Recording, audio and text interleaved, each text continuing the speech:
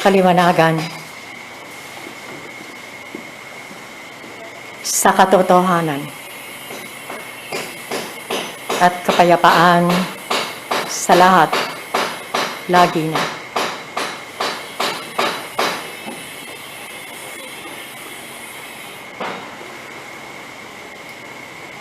Ang Batingaw ay isang daluyang higit ang pang-akit sa pamayanan. Ang dagundong nalikha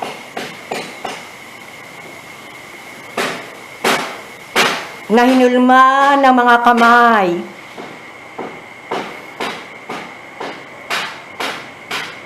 na taglay ang isang layunin na ito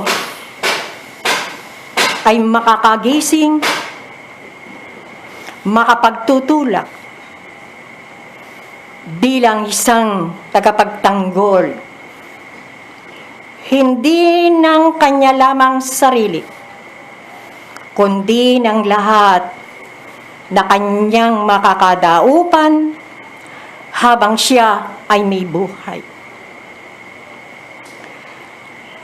Oo't ang Batingaw ay isang paraan ng pagpapahayag, pagbabalita, panawagan, at ito ay unti-unti nang nakaligtaan. Nalamuyot sa isang kaugalian na ang Batingaw ay higit ang kapangyarihan sa pakikipag-ugnayan saan ka man naroroon.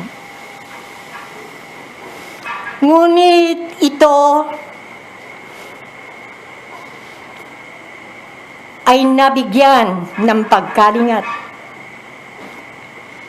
Lumikha ng higit na mataginting na panawagan sa pakikipag-ugnayan. At ito ang kampana na ang mga ibang level ng tunog na ito ay panawagan rin upang iyuko ng mga mananampalataya na kinikilala ang kapangyarihan ng isang manlilikha. Isuko ang kanyang kaliitan, muling humugot ng isang lakas kung siya ay nasa kalagayan ng pag-aalinglangan at unti-unting nakakahulagpos kung sino ang manlilikha. Kampana na panawagan, pasalamat, paglilimpi, hindi lamang panawagan para sa kayaangat at mga kahilingan ng kanyang sarili.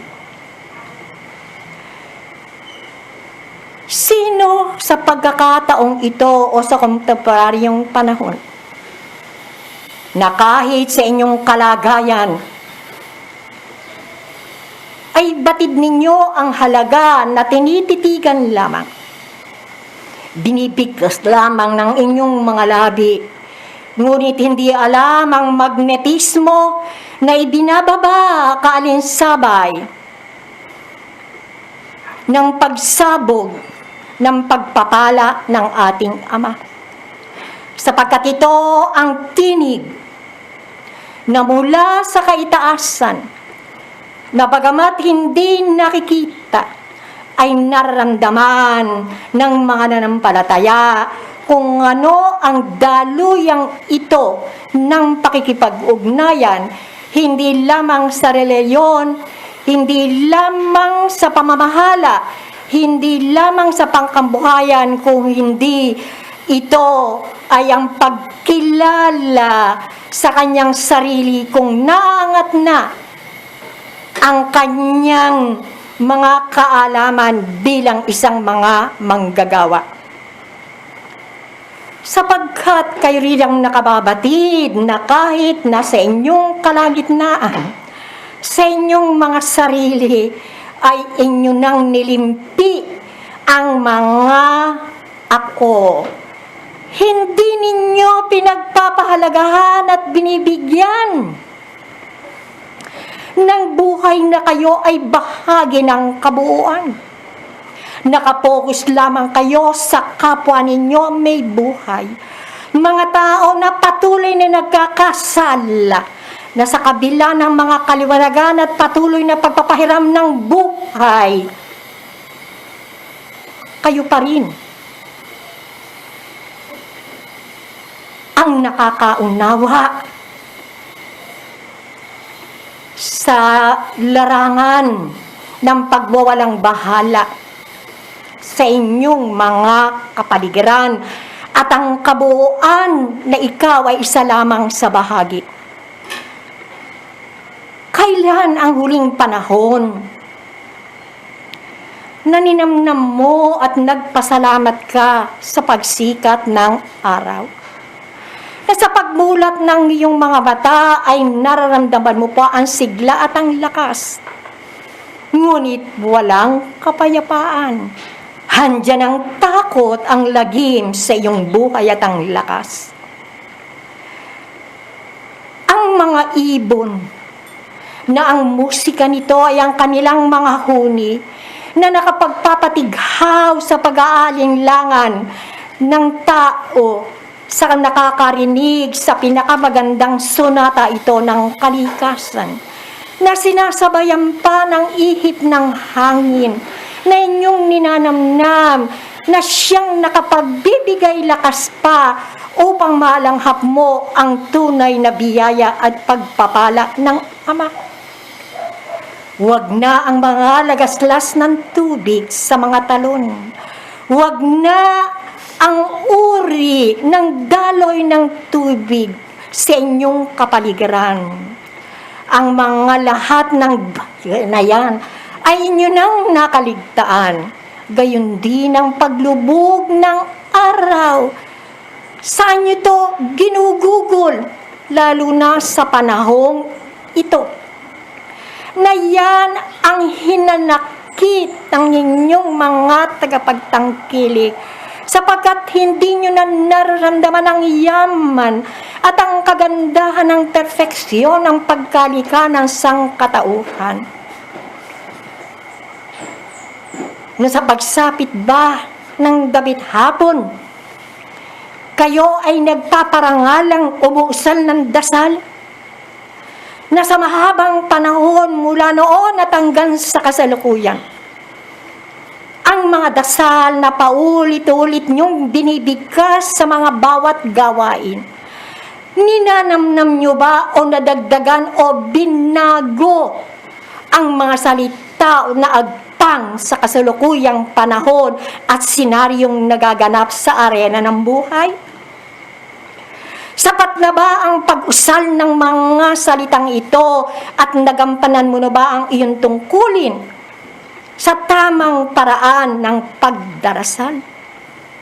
Kung kayo ngayon ay ilalahad at bibigyan ng pagkakataon, ano ba ang pagdarasal at ano ang dasal na inyong binibigkas upang makahapit ng pagpapala at maramdaman ninyo ang presensya ng Ama na kayo ay hindi pinababayaan sa pamamagitan ng kanyang mga alagad na sa inyo ay itinalaga? Mga panalangin, binibigkas na hindi alam. Ang dagundong ng batingaw sa inyong puso na kayo ay ginigising at kumakatok sapagkat kayo ay mga manhid sa paggawa. Na ang binibigkis ng mga kabatlayaan sa inyo ay ang tunay na kadakilaan ng isang salita na marinig lamang ang dagundong ng batingaw at kaalinsabay ang taginting na nakakalamuyot na tunog ng kampana, ikaw ay mararamdaman mo na dadaloy sa iyong puso na ikaw ay karapat-dapat hanggang sa pagkakataong ito na taglay mo ang lakas, ngunit hindi ang kapayapaan. Nasaan ang kabutihan? Nasaan ang iyong katalinuhan? Kaya sa pagkakataon ay nagsisisi ang tao na marami siyang pagkukulang sa kabila ng mga aralin na kanyang naririnig. Ano ang pagdarasal sa inyo? Kayo rin ba ay katulad ng inyong mga kapatid sa relihiyon positiva na umuusal ng mga salita na binubuka ang bibig, na ang bawat salitang nanonood ng kabuuan ay paukol upang makarating at malagpasan ang nirvana? Sapagkat ang kaya lamang ng tao, ng isip ng taong makipag-ugnayan bago makapaglago sa sinasabing sa pagitan ng mundo divino at ng mundo na inyong ginagalawan ay hanggang nirvana lamang, mga kapatid. Sapagkat ang sinumang kaluluwang patuloy pang nanghihiram ng buhay ay hindi kayang maglagos ang kanyang isipan hanggat hindi ito napipino at angkop sa alangaang upang makapaglagos ang lakas ng kanilang isip, sapagkat katotohanan ng pilay ang tatlong sangkapin upang ang inyong panalangin ay makarating sa kaharian ng mga langit. Panalangin. Kung kulang ang dagundong ng batingaw sa masidhi at hindi masusukat na pagnanasa, na ipupukol niya sa lahat, sa kabuuan ng kaisipan, ng damdamin at ng galaw ng kanyang sarili, ay mararamdaman at maibibigay ninyo ang init na siyang sasagupa sa kamangmangan at pagwawalang bahala o kahinaan ng bawat isa sa inyo. Lalong kung ito ay hinugot ninyo sa inyong puso,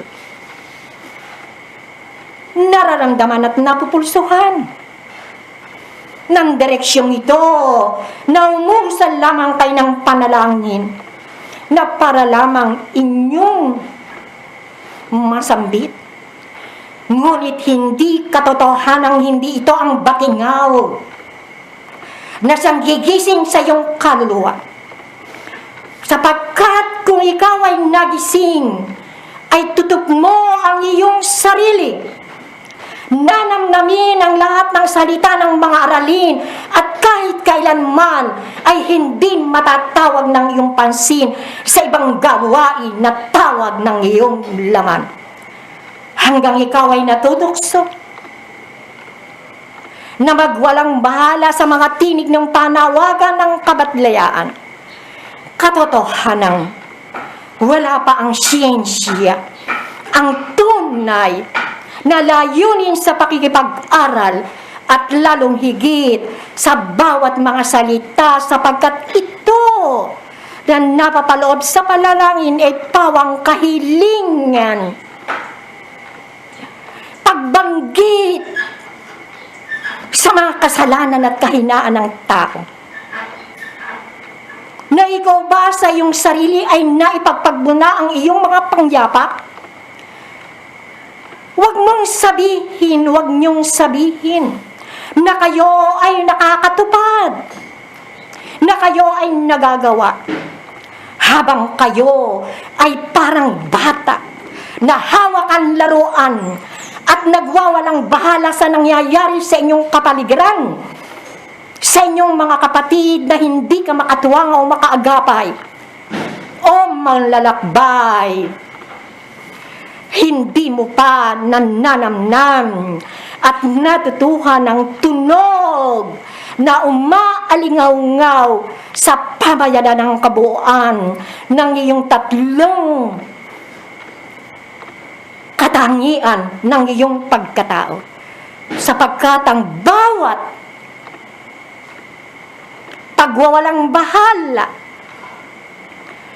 ang bawat pagkalibang sa panahon ng pakikipagdaupang diwa sa kabatlayaan ay isang katotohanang napakalaking kasalanan ng paglustay sa batas ng pagkakaisa, sapagkat ikaw ay bahagi ng kabuuan. Ang mga naitutulong, ang mga nagagawa, huwag niyong ipamarali sa inyong mga sarili, sapagkat sa katuldok nakahingian, lalo na kayo ay mag-aaral ng espiritismo, hindi pa kayo lubusang nakakausad. Mga mag-aaral, pakiramdaman ninyo ang inyong mga sarili, mga lakas at panahon na hiram. Ngunit bakit lupaypay kahit na ang tunog ng kampana na nananawagan na ikaw at lumimpi, magmuni-muni, ay hindi mo magawa? Gayong nalalaman mong bahagi ka ng kabuuan at lahat ng bagay na nasa inyong kapaligiran. Kaya ang virus ay isang batingaw,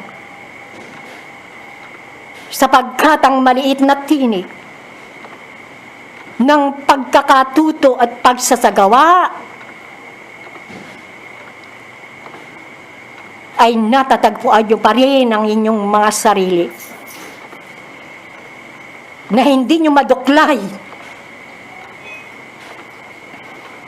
ang bawat segundo ng kabuuan ng orasan sa 24 na oras, sa pagsikat ng araw, sa paglubog ng araw, sa pigitaw ng mga bituin sa kaitaasan. Buti pa ang inyong mga kapatid sa kabundukan, sa kaparangan, kanilang inaantabayanan, inaantay at hinahanap ang pangunahing bituin na siyang magiging subaybay o giya sa panabagong bukas ng pagpapahiram ng sikat ng araw. Kayo,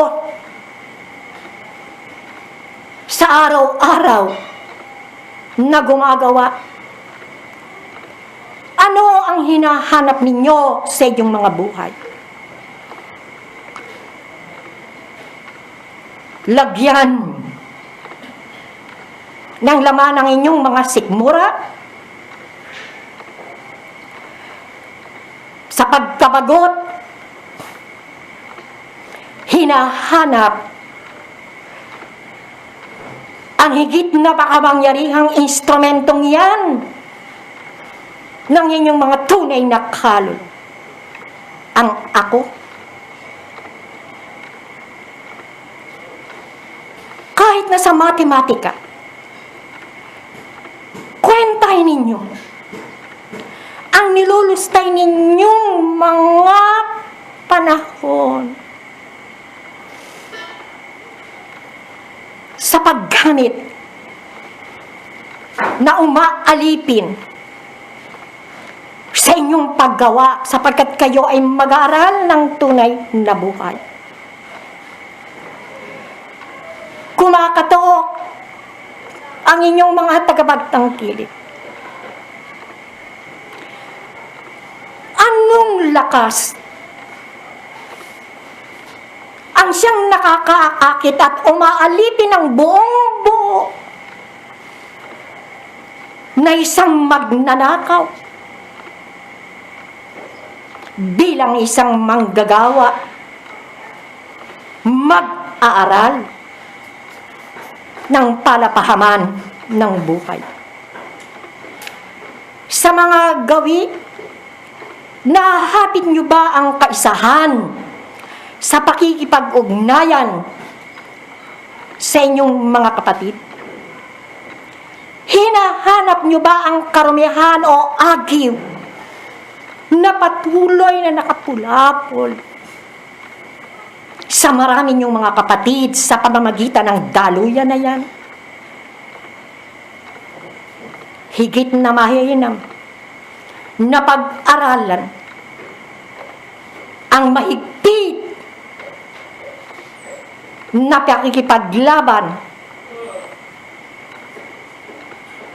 ng tinatawag ng tagapagtanggol ng kabutihan, katarungan at kaliwanagan. Hindi mawawala ang kinatatakutan ninyong virus. Madadagdagan at lalong magiging mabangis ang pangil na siyang batingaw na hindi matatanggihan ng tao. Huwag niyo ring isipin na higit na bapalat na kayo ay nabibilang sa paturong ito upang hindi kayo maging isang kalaban ng tinatawag ninyong virus na ito. Sapagkat pinupulsuhan kayo ng inyong mga taga-subaybay kung hanggang saan ang karunungan, kaliwanagan sa katotohanan bilang isang manggagawa na una't higit sa iyong sarili. At ito ay iyong isasabog bilang maliit na bahagi ng kabuoang ng sangkatauhan. Kaya kayo, nanahan dito at hihingi ng lakas hanggang saan makakarating ang lakas ng pagsubaybay? At nakatitiyak ba ang bawat isa sa inyong kalagayan ganong hindi buo? Nahapit ang paghahanda upang dumaloy ang magnetismo o fluido universal na ilalapat ninyo sa mga tubig na yan. Napakahigpit ng pamantayan, sensitibo ang pakikipag-ugnayan. Nakita ninyo ang mga kapatid sa ibang mga aralhin na kanilang ginagamit ang lakas ng isip, ng konsentrasyon at meditasyon, na bago sila magkaisa at humiling ng isang gawain tungo sa pangkabanalang ilalapat nila sa nangangailangan ng sangkatauhan.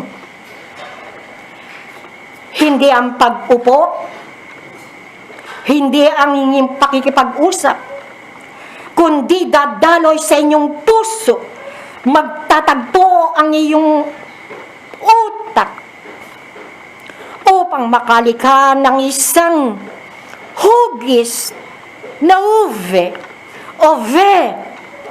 At ito ang lakas ng pinakapunto na hapit sa bawat isa sa inyo ay siyang makikipag-ugnayan sa mundo divino at bumaba ang hinahanap at maibigay ang hinahanap na sinasabing lakas sa inyong maselang na gawain.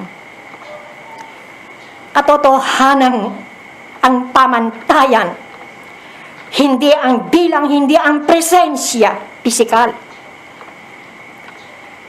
kundi ang isip, ang damdamin. Sapagkat ang kalooban ninyo, huwag niyong sabihin laging kasama. Sapagkat kung nahandiyan at nakalangkap na ang kalooban, mga kapatid,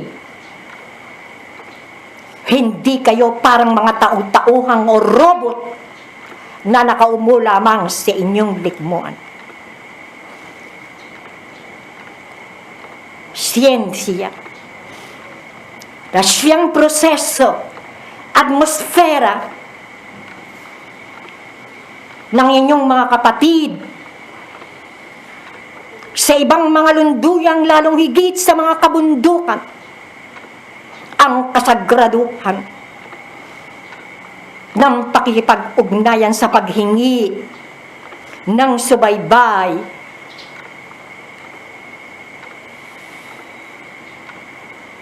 at lalong higit, kayo ay hindi dapat madaya. Nakatitiyak ba kayo na ang sa inyo ay susubaybay ay ang mga batlaya o ang banal na espiritu? Nararamdaman nyo ba? Paano nyo maipapaliwanag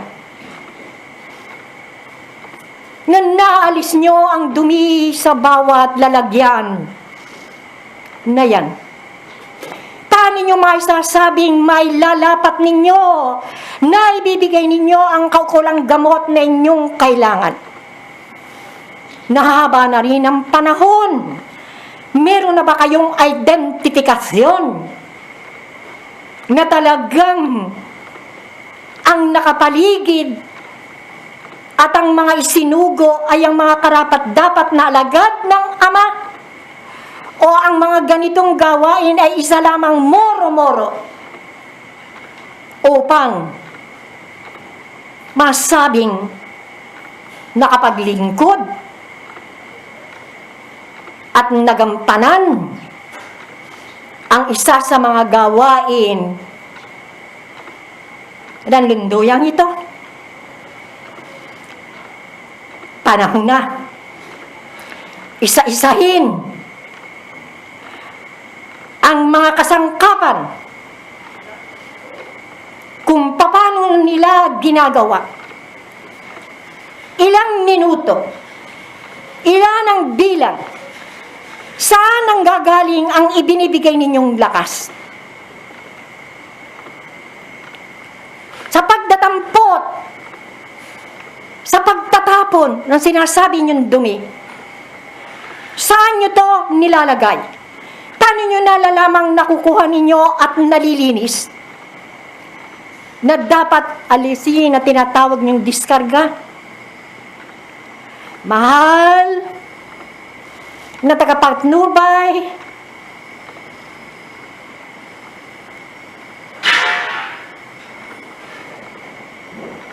mga kapatid, panahon na sapagkat ito ang kahingian ng panahon. Isa-isahin, magkaroon ng pakikipag-ugnayan upang madama at maglagos sa bubong na ito ang hinahanap ninyong subaybay at pagpapala ng ating Ama. Sapagkat ang pag-aali, pagdidiskarga at karga at imposisyon ay may tuntunin at mararamdaman ng mga kasangkapan, sapagkat kung talagang handa at maigting nanuot at nagising sa tunog ng batingaw makikita ninyo na nangyayari sa inyong mga kapatid sa ibang lunduyan na nagkakaroon ng iba't ibang kulay ang mga tubig na yan. Hindi pare-pareho ang kulay. At mararamdaman nyo rin kung saan nagmumula na bahagi ng inyong mga daliri.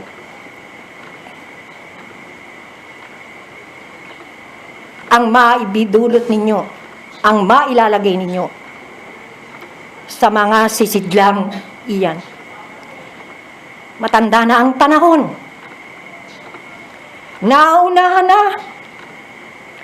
Hindi naman ito kompetisyon, kundi ito ang panahon ng pagpapatotoo sa dagundong ng panawagan ng Batingaw bilang isang kasangkapan at mag-aaral ng lunduyang ito.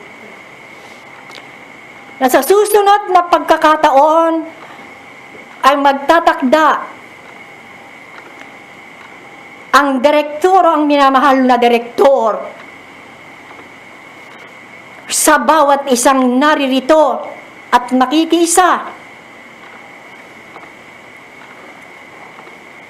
ang kanilang karanasan at talagayan ng sarili. Dapat at hindi dapat na isaalang-alang upang mapatotohanan tungo sa kaliwanagan at ikalalakas ng hinahanap ninyong pagkakaisa. Timbangin ninyo, saliksikin ninyo, pag-aralan ninyo, magtanong kayo. Sapagkat ang mga pangyayari sa panahon ng inyong mga kapatid na nauna na sa likod ng libingan ay hindi na agpang sa mga kasalukuyang pangyayari, lalo na ang mga kaluluwang ibinababa, ay meron ng mga karanasan at may mga buhay na natagpusan sa kasalukuyan. Higit na matalino, higit na panatanong, mapaliksik ang mga kasalukuyang henerasyon. Paano kayo makakaakit ng mga kabataang higit ang katotohanan at kasiglahan na nanggagaling sa kanilang puso ang pagyakap sa isang pananampalataya? At lalo pa sa ganitong pag-aaral, kumilos kayo. Kumakatok ang direksyong ito. Hindi sapat na matapos lamang ang gawain.